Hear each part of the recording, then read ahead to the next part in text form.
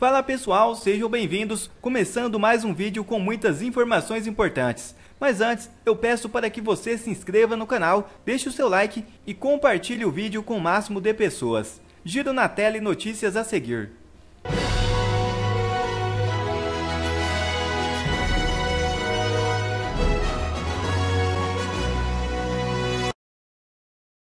Em comissão na Câmara, Flávio Dino é massacrado por deputados de direita.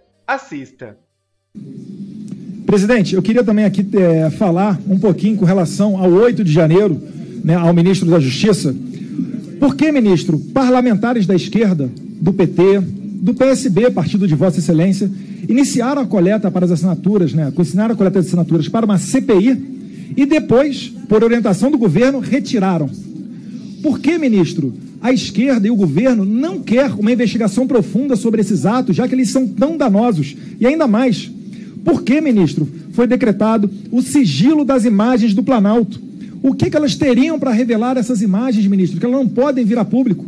Por mais que o consórcio, aquela velha imprensa, não fosse mostrar, certamente a internet, enquanto ainda não for regulamentada ou controlada, mostraria essas imagens. E, aliás, está se tornando praxe. Vide, né, presidente, que aqui, antes de iniciarmos essa sessão, foi feita uma questão de ordem pelo líder do governo para impedir a exibição de vídeos nessa audiência, que certamente enriqueceriam. Então, o discurso realmente não convém tanto com a prática. As perguntas que eu queria fazer a Vossa Excelência.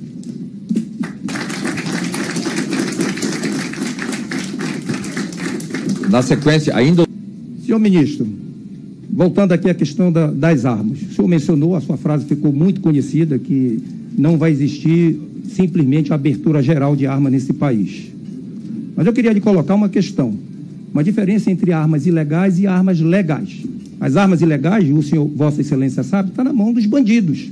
Armas ilegais com bandidos, que são essas armas que a gente vê sendo exibidas nos morros, nas favelas, em todas as comunidades onde as organizações criminosas estão, inclusive com enfrentamento junto à polícia. São as armas ilegais que são 762, 556, bazuca, antiaérea, tudo que a grande bandidagem usa contra os policiais, contra o cidadão de bem. As armas legais, senhor ministro, são aquelas que estão na mão do cidadão de bem. São aquelas exatamente, o cidadão de bem que vai na Polícia Federal, requisita, apresenta as certidões necessárias, inclusive com psicotécnico, todos os parâmetros que são exigidos pela lei. E ele simplesmente usa essa arma para a sua defesa. E mais, através dos CACs, junto com as armas que são conseguidas para aqueles que praticam tiro esportivo e outros tipos de prática, que também pode ser usado para a sua defesa.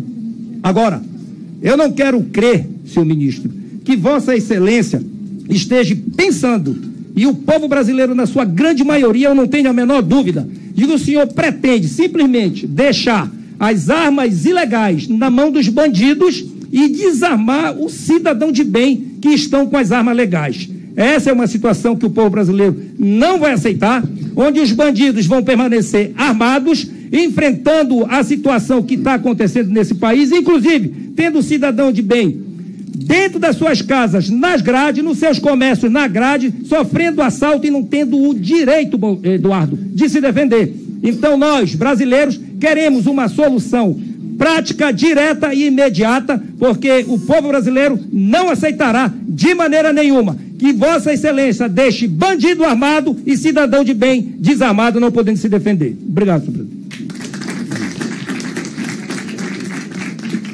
Polícia Federal espera apreender volume recorde de cocaína este ano, 2022. Presidente Jair Bolsonaro. Polícia Federal bate recorde de apreensões de drogas, 2021. Presidente Jair Bolsonaro. Número de presos por pornografia infantil cresce 72% no Brasil em 2022. Presidente Jair Bolsonaro. Polícia Federal bate recorde em apreensão de ativos financeiros, 2021. Presidente Jair Bolsonaro. E aqui eu passaria a tarde inteira falando do que a Polícia Federal faz, fez e sempre fará. Não usem a Polícia Federal como se ela dependesse do ministro da Justiça. Lá existem homens e mulheres honradas que irão trabalhar que irão enfrentar a criminalidade. O senhor disse aí, na verdade, mais uma acusação, abre aspas, quem diz enfrentar o crime, mas na verdade é sócio dele. A minha pergunta é essa, o senhor se referiu a quem? Ao presidente Jair Bolsonaro? Porque o presidente Jair Bolsonaro não sobe numa comunidade dominada por uma facção criminosa. Nenhum secretário de segurança pública do nosso país sobre uma comunidade, nós estamos falando aqui, não é de uma comunidade porque as pessoas são pobres, numa comunidade dominada pelo Comando Vermelho. O presidente Jair Bolsonaro não sobe numa comunidade, a não ser que ele tome tiro ou suba trocando tiro. Então eu gostaria de saber a quem o senhor dirigiu essa acusação. Quem diz enfrentar o crime, mas é sócio dele. E digo mais, a maioria dos deputados aqui da direita, que o senhor já chamou de aloprados, ligados a milicianos, se nós subirmos uma comunidade, vírgula, dominada por uma facção criminosa, nós vamos tomar tiro. Mas nós vamos dar tiro também. Então eu gostaria de saber, quem diz enfrentar o crime, mas é sócio dele, e dizer que se a gente subir numa comunidade dominada pelo Comando Vermelho, nós vamos trocar tiro, inclusive o presidente Jair Bolsonaro.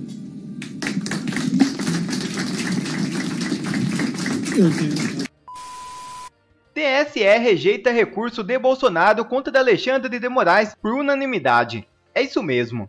O presidente Jair Bolsonaro sofreu uma derrota no Tribunal Superior Eleitoral ao ter o seu recurso contra Alexandre de Moraes rejeitado por unanimidade, por 7 votos a 0.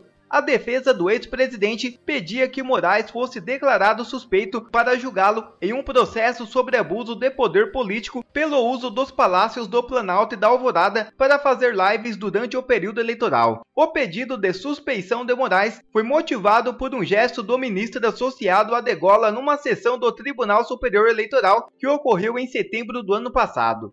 A defesa alegou que o gesto de Moraes indicou uma conduta que reflete uma ausência de imparcialidade e é apto a revelar comportamento processual legalmente inadmissível. No entanto, o plenário do TSE negou o recurso de Bolsonaro, mantendo a proibição de realização de lives de cunho eleitoral nos palácios, por entender que o uso do espaço geraria desequilíbrio de poder em relação aos demais candidatos. O ex-presidente saiu derrotado e Moraes, que preside a corte, se declarou impedido de votar por ser alvo do pedido de Bolsonaro. Outra matéria na tela. Enfim, Lewandowski está fora do STF. É isso mesmo. O ministro Ricardo Lewandowski, do Supremo Tribunal Federal, deixou hoje 11 o cargo após ter antecipado um mês sua aposentadoria. Ele completa 75 anos em 11 de maio, data que seria aposentado compulsoriamente. Lewandowski deixa o gabinete com um acervo de 780 processos que devem ser herdados por seu sucessor. A partir desta terça-feira 11, cabe ao ex-presidiário Luiz Inácio Lula da Silva indicar um novo nome para a cadeira do ministro. Não há prazo para nova indicação. Lula embarca nesta terça-feira à China, de onde retorna no próximo domingo 16. Em café da manhã com jornalistas no início do mês, o presidente disse que não tem pressa para fazer a indicação. Outra notícia importante na tela. Governo Lula é acusado de alterar previsão de gastos com INSS para encobrir rombo bilionário, diz Folha. Uma reportagem recente do jornal Folha de São Paulo revelou que o governo Lula teria manipulado artificialmente a previsão de gastos com INSS em 2023 para tentar encobrir um rombo de 7,7 bilhões de reais até o final deste ano.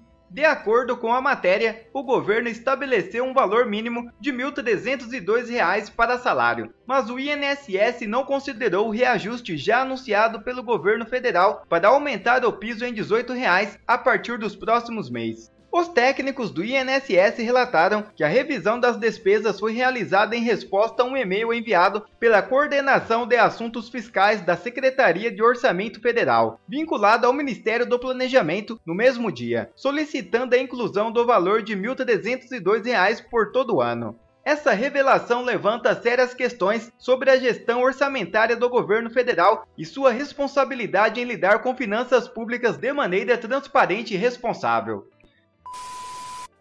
Bom, se você gostou desse vídeo e quer receber mais conteúdos como esse, Então inscreva-se agora mesmo no canal, deixe o seu like e compartilhe esse vídeo com o máximo de pessoas. Assim você vai estar me ajudando demais. Fico por aqui, um forte abraço e que Deus abençoe a todos. Brasil acima de tudo e Deus acima de todos.